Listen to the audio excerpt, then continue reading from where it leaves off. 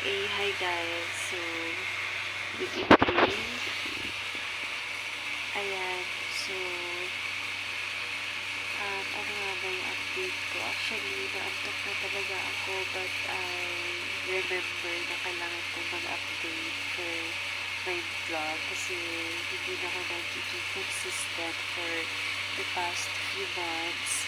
Um, anyway, I am not feeling good kasi I feel tired. As you see, yung mukha ko, sobrang tired guys. Um, it's been how many days I started to work, kasi nakakapagod talaga if you're working, then you would understand me. Anyway, meron din akong runny nose, kaya ganun ako nagsalita. So, ayun na nga, general cleaning kami dito. Ayan. So, lahat ng gamit, transfer doon sa kabilang room. Kasi we're going to transfer for a few days para ma-renovate or ma-fix ito guys. Ayan, tingnan nyo nga naman, sira-sira na yung aming ceiling, including yung kabila. Ayun na din sa kabila. So, sobrang sira na nga. And kailangan siya na i-renovate, ayusin, and at the same time, nagpapagod siya ng tawag dito ng bagong cabinet, bagong lagay ng mga damit ko, and so on. So, dahil temporarily, ayan, dinala ko na lahat, most of the gamit ko from here, kaya ayan, nakapag-towel na lang ito. So, very simple, ayan, dito po yung pillow ko, so mag-pillow, and then towel lang yung magiging cover ng foam na ito. So, ayun na nga guys, and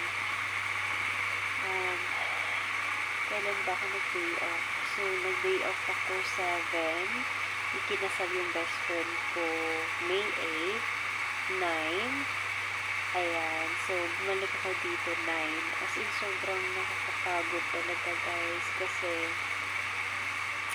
dire-diretso yung duty ko, and then nag-day off ako, at the same time nag-travel din pa uwi, just to para magdalo ng kasal ng best friend ko.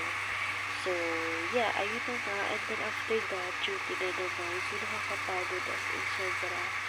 But anyways, ganun talaga ang buhay, diba, dito sa Pilipinas. And, ayun na nga. So, just for an update, ayun, i-renovate ko bukas or ayusin ko yung ceiling namin sa kwarto na to. After siya na maayos, babalik na naman kami dito. So, that's why I feel more comfortable. Kasi double deck lang kasi doon.